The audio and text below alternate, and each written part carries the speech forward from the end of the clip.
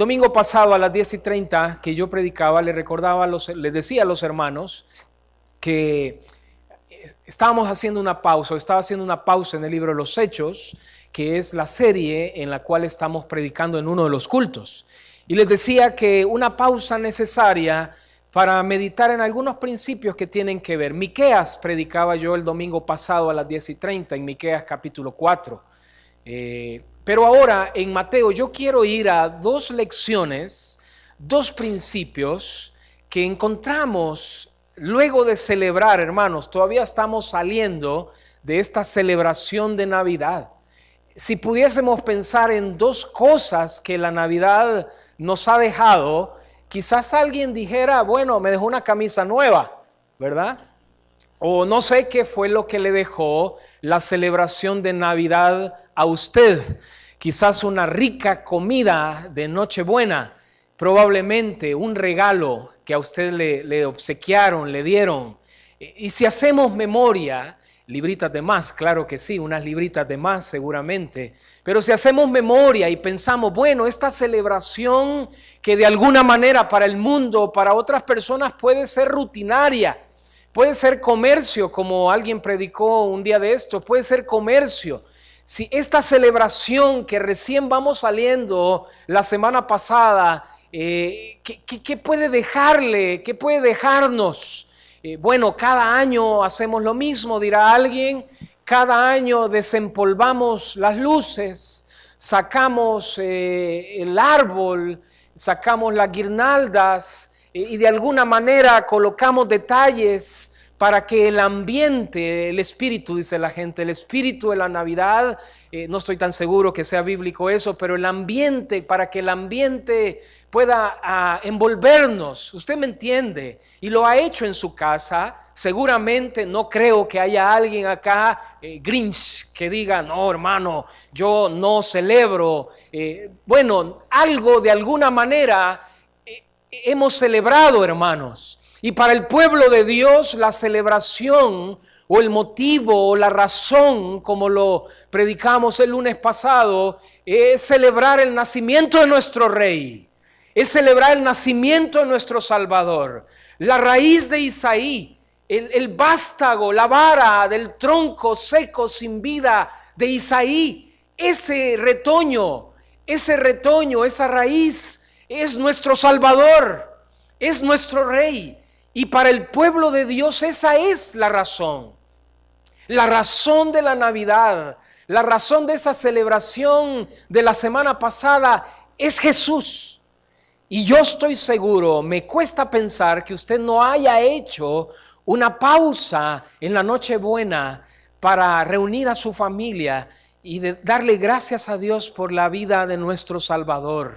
Me cuesta pensar que un creyente, que alguien de esta iglesia en esa Nochebuena haya puesto música. Está bien, se lo acepto, está bien, los churumbeles, si usted quiere, la Sonora Matancera, si usted quiere, lo que sea, está bien, música. Pero me cuesta pensar que más allá de la música, más allá del chompipe, del pollito, de los tamales, no haya detenido a su familia, no haya llamado a su familia, no haya hecho un silencio, una pausa para decirle, hijos o familia, vamos a hacer una pausa y vamos a levantar nuestras manos y vamos a darle gracias por la misericordia de Dios en nosotros, con nosotros. Amén, hermanos.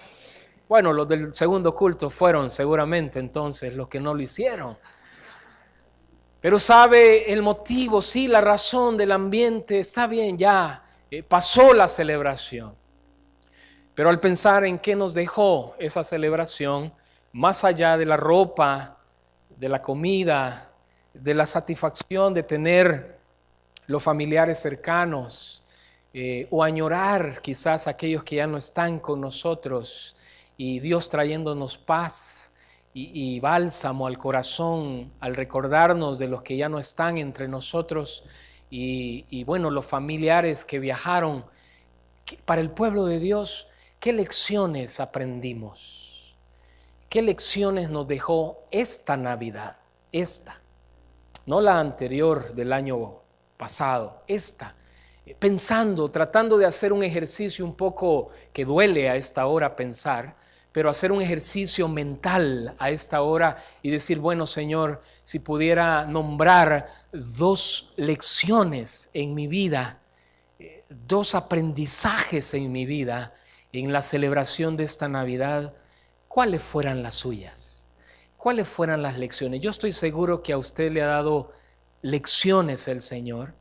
Yo estoy seguro que Dios le ha dado aprendizaje el Señor en este diciembre. El consuelo de Dios quizás, la confianza de tenerle cerca, sentirle cerca, la provisión sobrenatural seguramente. A ver, ayúdeme, dígale a la persona que está a la par, me dejó esto la Navidad. Este es mi aprendizaje. ¿Puede hacerlo, hermano? Sí, no tenga pena, dígale, hermano, mire, esto me dejó la Navidad. Sí, puede acercarse a alguien cercano y decirle, me dejó la Navidad esta lección, que no coma mucho quizás, que no coma tan noche, que siempre hay que tener Alka-Seltzer en la casa, ¿verdad? Claro que sí, hermano, yo estoy seguro que Dios nos ha dado tremendas lecciones espirituales. El día viernes falleció nuestra hermana Berenice. ¿Se recuerdan, hermanos? Sí, hermana Berenice. Y tremendo desafío compartíamos ahí en la sala de velación. El desafío que había marcado la vida de varias hermanas acá, hermana Igmita, de unas palabras, Mayrita, y cómo una persona llena de la gracia de Dios, de la misericordia de Dios, puede impactar la vida de otro ser humano. Eso solo Dios lo puede hacer. Solo Jesús puede hacer eso, hermanos. Así es que prestémosle atención que nuestra vida Dios puede usarla para impactar, desafiar la vida de otro. Y en estas celebraciones de Navidad. Y estoy seguro que para esa familia Dios les ha dado tremendas lecciones. Su hijito se bautizó el 24. Ella estaba en los planes para bautizarse también en el grupo que se iba a bautizar. No fue posible por lo débil, por la enfermedad, por su hospitalización, y fue necesario bautizarla en el hospital, allí en Divina Providencia, en cuidados paliativos. Pero en medio de eso, en medio de esa celebración, lecciones que Dios nos da, promesas, principios que Dios nos da. Y en Mateo, hermanos, yo quiero sugerirles que pensemos en dos lecciones. En Mateo, sí lo encontraron Mateo, ¿verdad? En el capítulo 1 está. Pongámonos de pie, hermanos, para leer la palabra. El primero de ellos se encuentra en Mateo capítulo 1. Y la lección tiene que ver con unirnos, con estar dispuestos. Una lección que podemos sacar, que esta Navidad nos puede dejar ya preparándonos para mañana, para ver el horizonte, una nueva etapa, pero viendo hacia atrás. Una lección es, ¿estoy dispuesto a unirme al plan de Dios? Escúcheme bien, ¿estoy dispuesto a unirme a los planes de Dios, haciendo a un lado mis planes, haciendo a un lado mis deseos? Échele un vistazo a este personaje, José. Versículo 19, José su marido, como era justo y no quería infamarla, a ver, ayúdeme, quiso dejarla secretamente. Y pensando él en esto, he aquí un ángel del Señor le apareció en sueños y le dijo, José, hijo de David, subráyelo, no temas recibir a María, tu mujer, porque lo que en ella es engendrado del Espíritu Santo es. Y darás a luz un hijo y llamarás su nombre Jesús, porque él salvará a su pueblo de sus pecados. Gloria a Dios. Todo esto aconteció para que se cumpliese lo dicho por el Señor por medio del profeta cuando dijo, he aquí una virgen concebirá y dará a luz un hijo y llamará su nombre Emmanuel, que traducido es Dios con nosotros. ¿Quién dijo esa profecía? ¿Quién? Isaías. Y despertando, versículo 24, leámoslo junto, y despertando José del sueño, hizo como el ángel del Señor le había mandado, y subrayelo, y recibió a su mujer, pero no la conoció hasta que dio a luz a su hijo primogénito y le puso por nombre Jesús. Señor, gracias por tu palabra que abrimos esta mañana, tratando de clavar, de afirmar, de anclar principios alrededor de esta celebración. Háblanos, Señor. Tu palabra como un martillo que golpea, dijo el profeta, como un martillo que golpea el yunque, que pueda golpear nuestro corazón duro. Ayúdanos en el nombre de Jesús. Amén. Pueden sentarse, hermano. Bueno, este es un pasaje conocido en esta temporada y verlo hacia atrás, ya desde este lado, de este domingo 30, ver hacia atrás, ver la celebración que tuvimos, ver la comida que tuvimos, ver los regalos que tuvimos, ver quizás ese momento precioso que pasamos esa noche. Ver hacia atrás es necesario, hermanos, porque al ver hacia atrás en nuestra vida y en la vida espiritual nos sirven de varias maneras. Número uno, nos sirve para no cometer los mismos errores, ¿no es cierto? Ver hacia atrás nos ayuda a no cometer los mismos errores que cometimos en esa época. Ver hacia atrás nos ayuda para inspirarnos, para motivarnos. Ver hacia atrás, de alguna manera, para algunos puede traer un poco de culpa quizás, un poco de sentirse culpables, mal, probablemente. Pero en Jesús no hay culpa para el Hijo de Dios. En Jesús de ninguna manera hay un sentimiento de sentirse indigno o culpable, porque Jesús nos ha lavado con su sangre. Jesús nos ha hecho nuevas criaturas.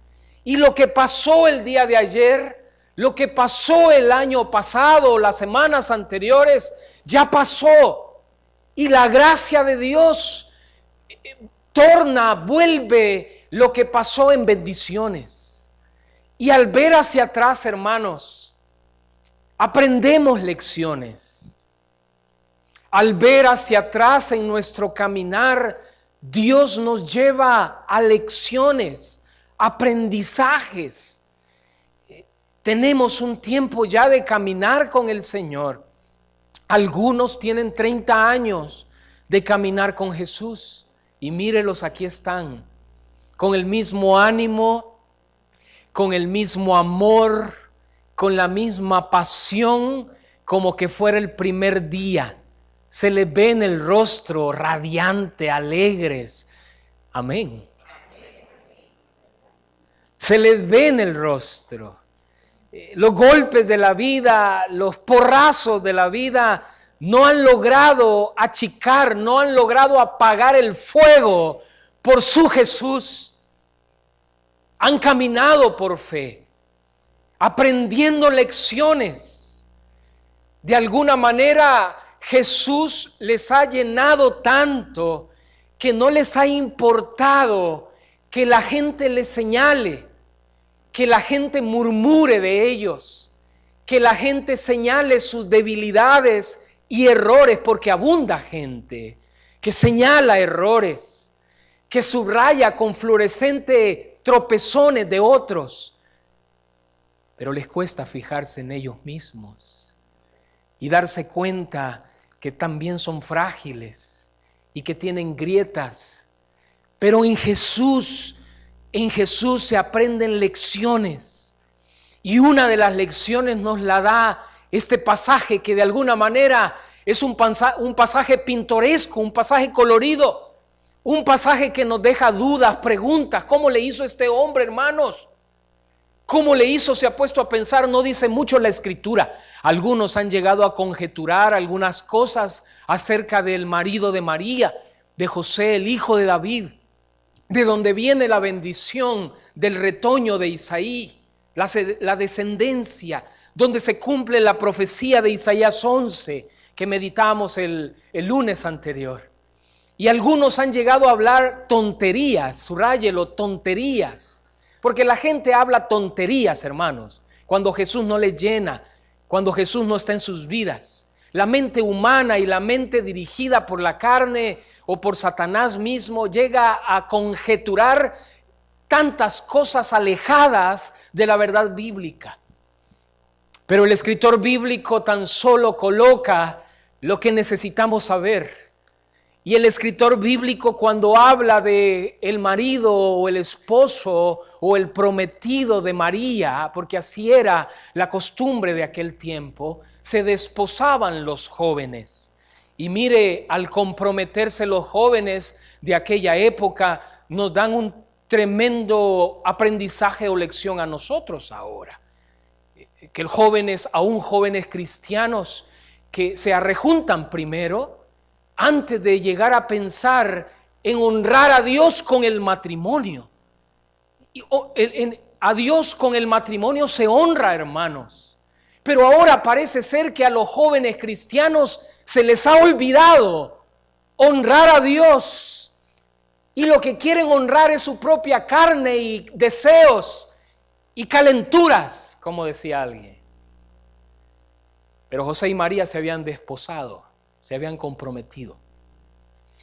Y las preguntas que surgen de este pasaje es, bueno, ¿cómo le hizo este hombre? ¿Cómo le hizo para poder hacerle frente a esta prueba, a este desafío? ¿Cómo le hizo, hermanos? ¿Alguien tiene la respuesta? ¿Cómo le hizo? Tenía sus planes, como cualquiera que se va a casar, con tarjetas hechas ya en la imprenta. Y mire, le ha pasado a varios, les ha sucedido a varios, y les ha sucedido a varios en esta iglesia, que después de la consejería prematrimonial, el consejero, los consejeros les dicen, miren, yo les recomiendo que no se casen. Y hermanos, qué tremenda obediencia, qué tremenda sujeción de esa pareja. Por lo menos he conocido 2 parejas con tarjetas hechas, con invitados. Han tenido que romper el compromiso, que lo hable, porque decidieron honrar a Dios y escuchar la voz del consejero o de los consejeros que les dicen, miren, si ustedes se casan sin comprender los principios bíblicos, se van a dar un porrazo que va a ser difícil que ustedes se mantengan juntos. Pero ¿cómo se le hace, hermanos, cuando usted tiene planes? ¿Cómo se le hace? Estoy seguro que ya compró su agenda o le regalaron una. ¿Cómo se le hace cuando usted ya escribió en la agenda? Cuando ya llenó el día, cuando ya llenó fechas, puso fechas, acontecimientos. ¿Cómo se le hace cuando uno tiene sus planes?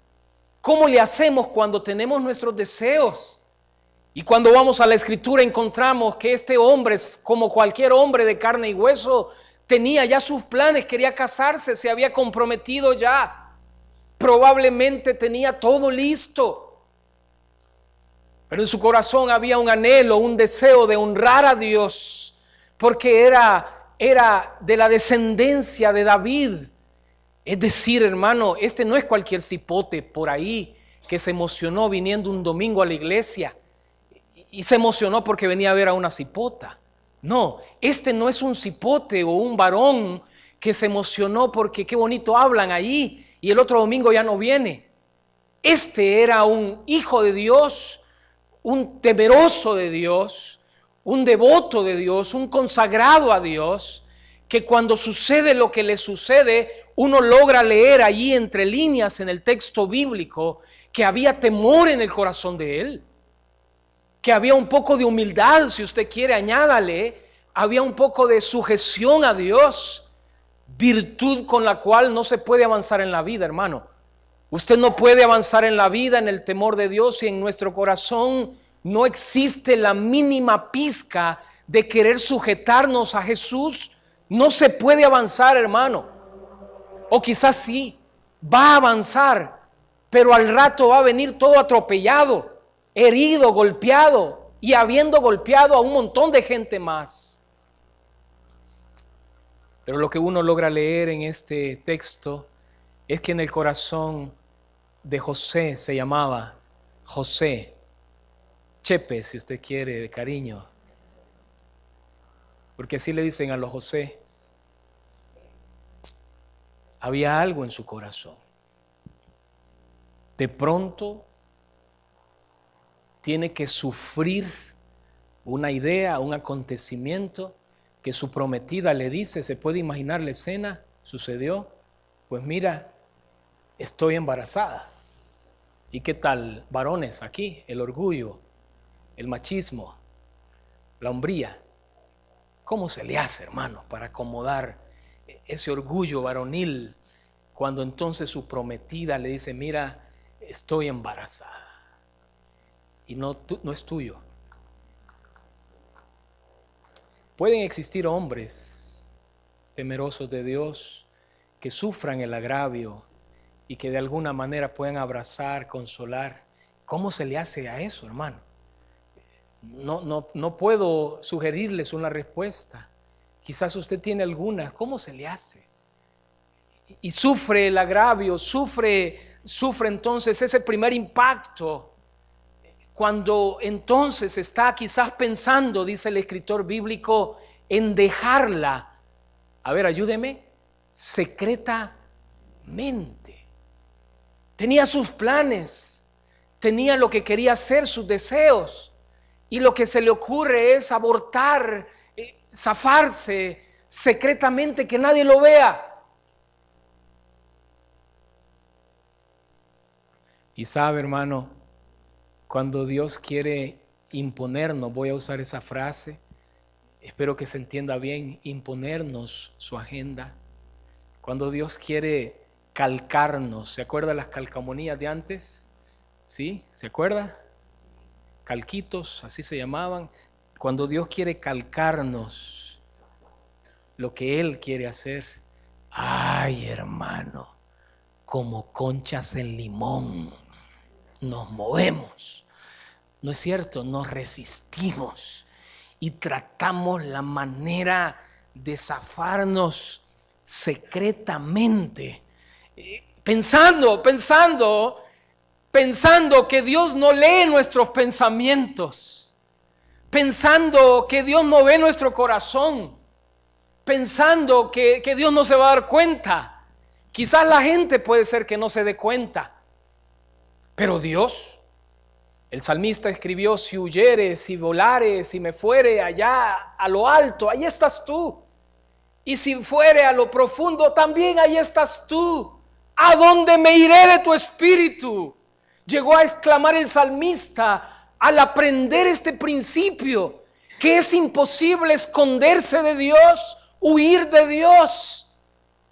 Y José llega a tener este pensamiento en su mente, tratar de abandonar el plan de Dios, la voluntad de Dios, secretamente. Hermanos, ¿cuántas veces hemos querido resistirnos en este año que todavía estamos al plan que Dios quiere hacer, al plan que Dios quiere calcar en nosotros?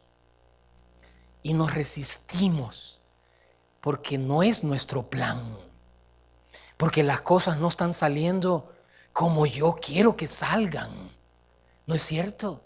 Y cómo nos cuesta y buscamos la manera de desatarnos, de zafarnos y de hacernos los suizos con el plan que Dios quiere estampar en nosotros, con su voluntad. Él ha iniciado una obra en nosotros que no se le olvide, hermano. Y el que comenzó en nosotros esa buena obra seguirá martillando, seguirá golpeando en el martillo de su palabra en nosotros. Por más que busques zafarte, por más que busques huir, por más que busques darle dos vueltas como para distraer a Dios, no lo lograrás. José lo intentó hacer y bendito sueño que tuvo. Gracias a Dios por el sueño que tuvo y gracias a Dios porque Dios, que nos ama tanto, cuando ve que nos queremos resistir a su plan, ay, hermano, o ocupa un sueño, no estoy tan seguro si en este tiempo ocupe los sueños, quizás no, pero ocupa su palabra, o de pronto una hermanita por ahí se le acerca, usted queriendo zafarse, hermano. ¿Ah? Han anunciado que se necesitan servidores y usted tratando de ver hacia todos lados, ¿verdad? Y tratando de zafar, y de pronto una hermanita allá en el pasillo le dice, hermanita, fíjese que hemos estado pensando en usted. Y cuando buscamos zafarnos, bendito que Dios busca ángeles, servidores, su palabra misma, su Espíritu Santo hablándonos para recordarnos que aunque huyamos, aunque nos perdamos, nos escapemos, Él va a estampar su plan en nosotros. No te resistas, hermano, porque estamos en buenas manos. Así dice la gente cuando visitan los médicos, porque hay médicos de médicos, pero hay gente que de pronto le dice, uy, no, conozco un médico, dice la gente, ahí está en buenas manos. Son los médicos de la NASA, gloria a Dios. Ah, bárbaro, ni ustedes se la creen, ¿verdad? Hay que verlos ahí trabajando en el seguro, cómo atienden a la gente. Estamos en buenas manos, hermano. Amén. Y Él va a estampar su plan.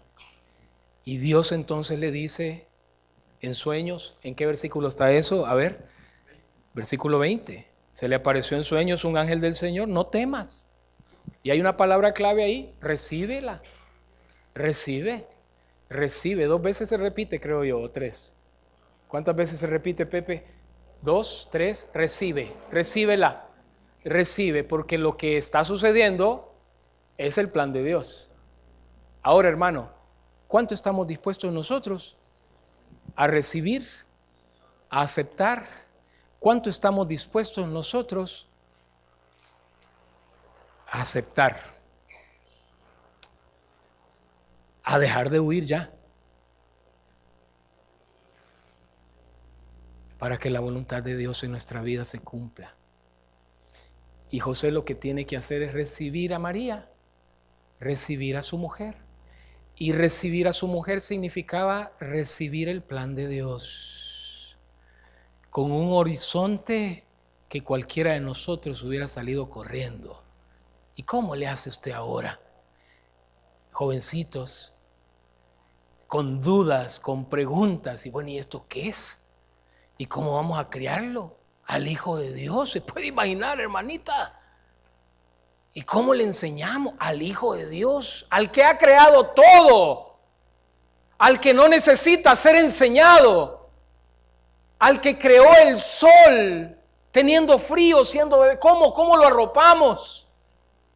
En medio de las dudas, de las preguntas, esta pareja joven, temeroso de Dios, queriendo honrar a Dios, comienzan a caminar un sendero con un horizonte difícil.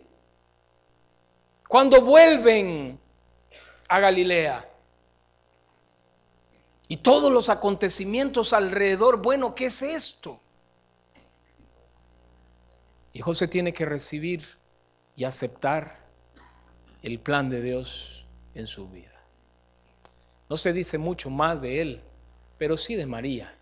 Cómo meditaba, poniendo en su corazón lo que le decían, lo que veía, lo que acontecía. Y yo sé que como pueblo evangélico tenemos de alguna manera una aversión al tema de María. Pero no podemos dudar de la fe en su Salvador, en Jesús, y de la fe en ese Jehová, de ese pueblo judío que ella tenía.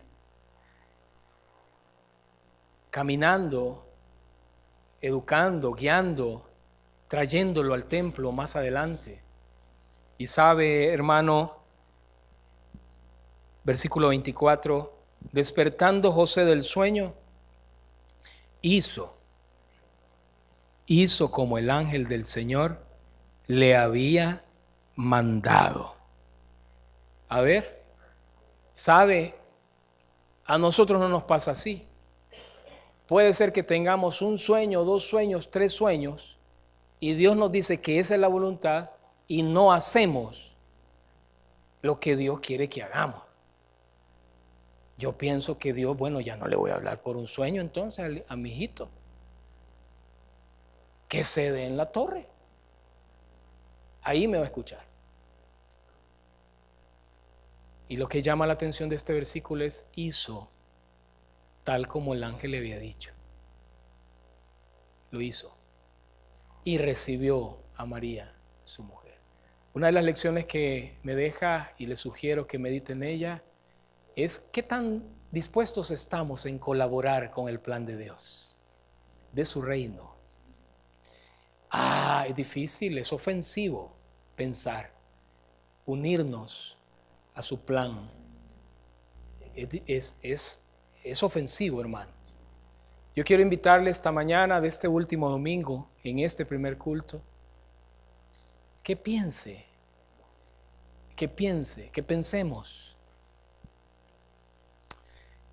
¿Qué tan dispuestos estamos? Porque si no, la Navidad solo fue chumpe, hermanos. Perdón que les diga. Si no, la Navidad solo fue bailongo, quizás para otros. Porque los hay dentro del pueblo de Dios. Los ángeles azules, hermano, el listón de tu pelo y los melódicos. Gran bailongo en la casa. Si no, la Navidad solo fue bailongo. Ya se emocionaron, ¿verdad? Cuando les dije los ángeles azules.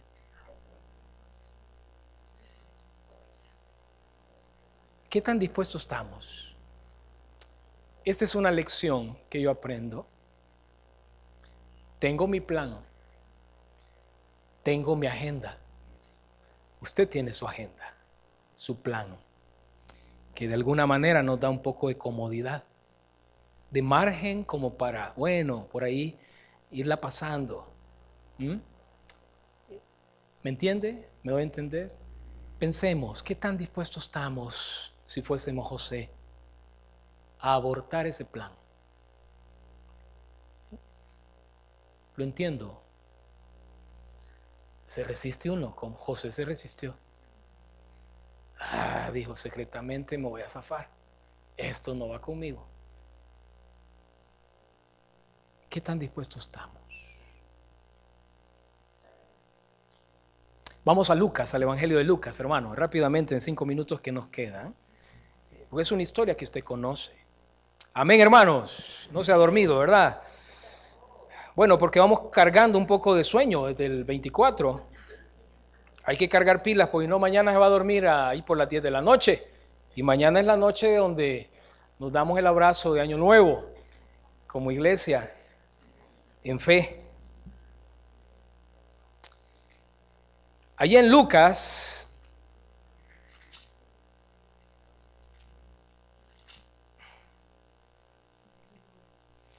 capítulo 2,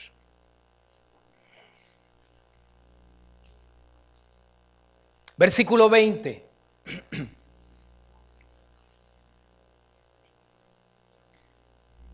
Dice, y volvieron los pastores, lo dice conmigo, volvieron los pastores glorificando y alabando a Dios por todas las cosas que habían oído y visto, como se les había dicho. Sencillo este versículo, que concluye un episodio alrededor de esta celebración de estos días, también con otros personajes. Pero hay 2 palabras, amado hermano, querido hermano, hermanita, que yo le animo a subrayarlas: glorificando y alabando. 2 palabras que creo yo que nos ponen en la perspectiva también para aprender una lección. Para aprender una lección. La primera lección es, bueno, ¿qué tan dispuesto estoy yo en hacer a un lado mi agenda, mis planes, como José lo hizo, para recibir, para aceptar, para amoldarse a la agenda de Dios? Doloroso, difícil.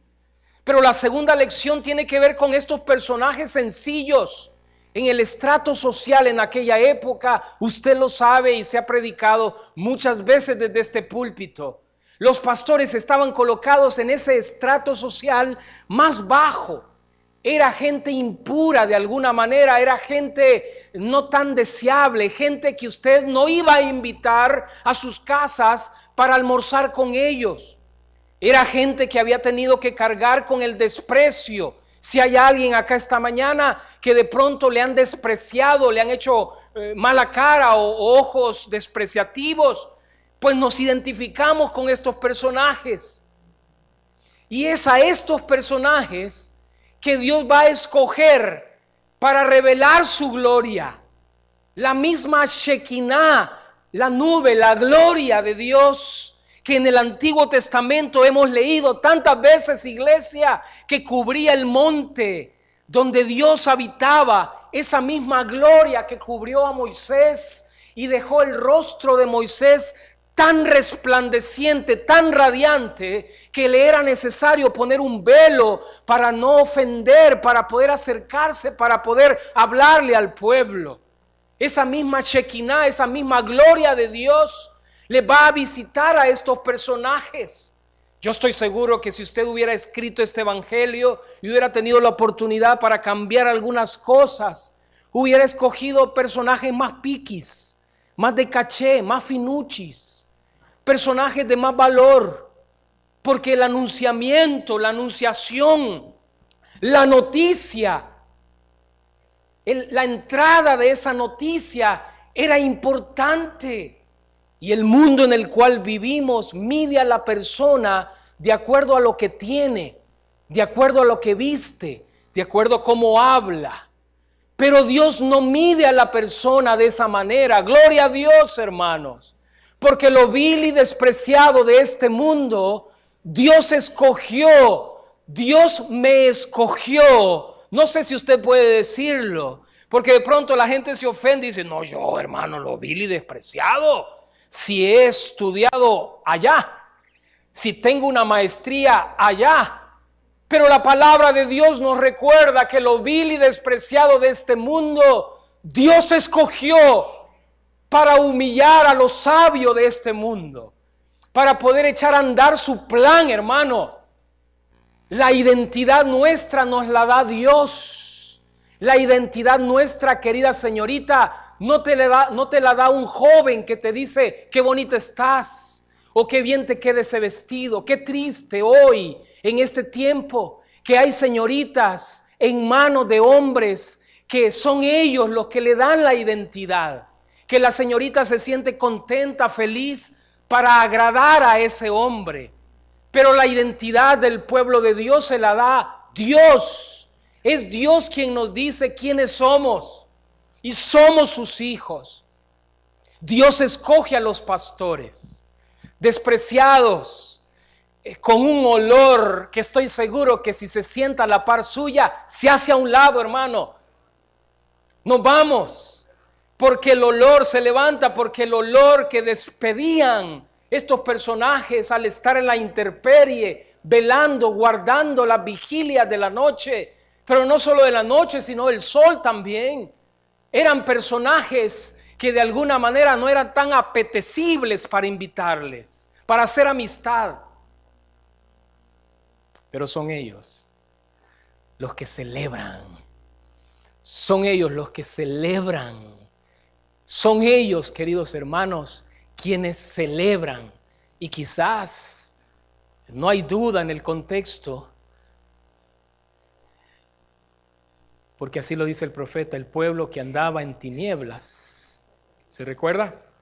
Vio, ¿qué? Gran luz, va a decir Isaías, años antes. Y esas tinieblas que cubría ese pueblo, no solamente eran tinieblas, que alguien podría decir, bueno hermano, quizás era la madrugada. Sí, eran tinieblas espirituales, de condena espiritual, de aflicción. Un pueblo donde más de 400 años había cesado la voz de Dios, ya no se había levantado profeta después de el último profeta que fue, ¿quién? Ay hermano, ¿quién fue el último profeta? Malaquías. Un pueblo que había tenido que sufrir la opresión del imperio en turno. escasos económicamente, sin trabajo, desprestigiados, ofendidos, maltratados. Y ahí estaban. Pero esa noche les cambió la vida. Porque lo que me llama la atención en el versículo 20 es esa palabra: y volvieron. Regresaron a su rutina. Se pone a pensar, regresaron a la vida normal, a solearse, a trabajar fuerte y quizás todavía recibir desprecios del imperio. Pero algo había cambiado en ellos, hermanos.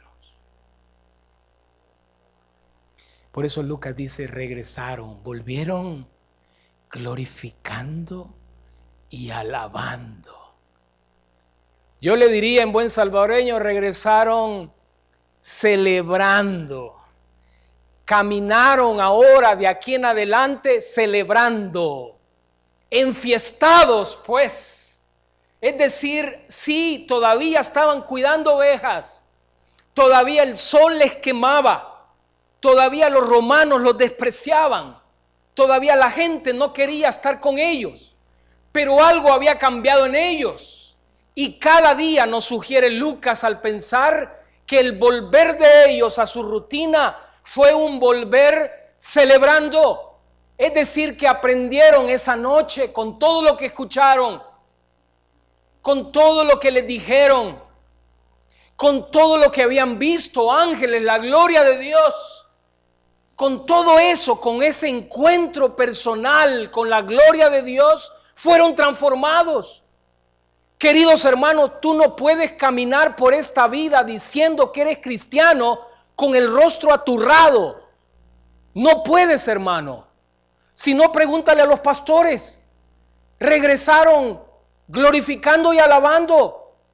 Y estoy seguro, hermano, que la prueba muchas veces es dura. Pero no hemos tenido una prueba, dice el escritor a los Hebreos, al punto de sudar sangre. No hemos llegado ahí todavía. Toma ánimo, toma aliento y regresa a tu camino, vuelve, sigue caminando, glorificando y alabando. La lección que este pasaje me deja, querida iglesia, es celebrar cada día. ¿Qué es lo que me impide celebrar cada día? El día lunes, por ejemplo, que es el día más difícil, han llegado a decir los psicólogos. No sé si habrá algún psicólogo por acá, pero no lo puede explicar mejor. Si le dice que es viernes, el asunto cambia. Hay algo psicológico por allí. ¿Cómo se le hace para celebrar? ¿Cómo se le hace, querido hermano, a esta familia que enterró a la hermana Berenice ayer? ¿Cómo se le hace para celebrar en el camino? ¿Cómo se le hace? ¿Cómo se le hace para regresar a nuestra vida glorificando y alabando? ¿Cómo, hermano? Por eso es que hay gente que dice, no puede ser que el pueblo de Dios como que los bautizaron en jugo de limón. Agrios. Cante, dice el director de alabanza acá, hermano, cante, póngase de pie. Y el director de alabanza de Galilea, hermano, cante, celebre. Claro, no conecta. No, es que a mí me enseñaron que en la alabanza hay que estar serios. Mano, no conecta. ¿Sabe por qué no conecta? Porque su vida la vive según sus planes. Académicamente, mentalmente, él controla todo. Y por lo tanto le es difícil hacer lo que los pastores hicieron. ¿Por qué lo hicieron los pastores? ¿Sabe por qué? Porque habían tenido un encuentro genuino con la gloria de Dios. Y esa palabra que los ángeles le dieron, les dio esperanza. Y mire qué distantes estamos en años. Pero estoy seguro que ellos creyeron esa palabra y vivieron cada día de acuerdo a esa palabra que habían creído. Eso se llama fe. Vivir cada día de acuerdo a lo que Dios me dice se llama fe, hermanos. Caso contrario es vivir tratando de hacer sus planes uno. Yo le animo que uno considere que una de las lecciones que esta Navidad nos deja es celebrar como los pastores lo hicieron. No le digo cada domingo porque hay gente que ni el domingo celebra. No sé qué vienen a hacer a la iglesia. Vienen a ver a alguien o a vender alguna cosa, pero que traen adoración a Dios, dudosamente, hermano. Yo le animo, no solo el domingo, celebre, hermano. Celebre, glorifique a Dios, alábele. Pero no solo el domingo, cada día. Cada día, cada bendito día que Dios todavía nos va a dar, que nos dé, que nos encantaría saber cuántos. Pero gracias a Dios, Dios no nos dice cuántos. Celebre. Únase a los músicos, la trompeta, Pepe en la trompeta, Sergio en la batería, Carlitos, Carlos en el bajo, Eduardo. Únase, hermano. Únase a la celebración a Dios, únase a la alabanza a Dios, únase cada día y sabe, no solo el domingo, cada día.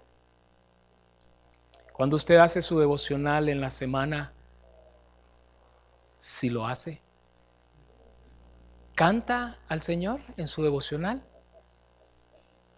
¿Tiene un tiempito de cantos a solas con Dios? Quiero animarle a eso. Quiero animarle que pueda cantarle a Dios. Porque si usted no canta, ahí se sube en el bus o en el microbús y el motorista, la chévere, ¿verdad? Gran cumbión. Ahí se va oyendo usted y hasta tarareando muchas veces. Cántele a Dios, hermano. Hagamos lo que José hizo, estar dispuestos a ajustar nuestro plan difícil, hacer ajustes. Y hagamos lo que los pastores hicieron, celebrar. Amén, hermanos. Padre, esta mañana tú siempre nos hablas y tú nos tienes paciencia y tu misericordia es tan grande que nos llevas de la mano cuando nos resistimos a hacer cambios. Ayúdanos, Señor, en el secreto, en el silencio de tu corazón. Sigue hablándonos, sigue ayudándonos, sigue haciendo esa obra de santificación en nosotros. Ayúdanos a tener paciencia con los otros también, a orar los unos a los otros, para que tu obra pueda resplandecer en ellos, en este proceso.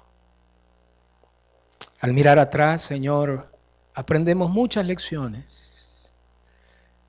En esta celebración tú nos has recordado principios y hemos experimentado principios en nuestra vida. Las mujeres solas han experimentado tu compañía en esta Navidad. Los matrimonios en conflicto, atravesando pruebas, han experimentado seguramente tu provisión, tu consuelo. Hemos experimentado tantas cosas en esta celebración que no pudiéramos enumerarlas. Pero dos de ellas las subrayamos en nuestro corazón. Estar dispuestos hacer a un lado nuestra agenda, que tanto nos cuesta, a recibir tu plan, pero también a celebrar en nuestra vida, a celebrar en fe, glorificándote y alabándote en todo y por todo, dice tu palabra. Otra vez os digo, regocijaos en el Señor. Escribió tu siervo Pablo, regocijaos, tened por sumo gozo cuando os halléis en diversas pruebas. Señor, ayúdanos como pueblo esta mañana necesitado de ti, mirando hacia adentro de cada uno escuchamos lo que tú nos dices y lo consideramos. Bendice este tiempo de alabanza, de recolección de ofrendas.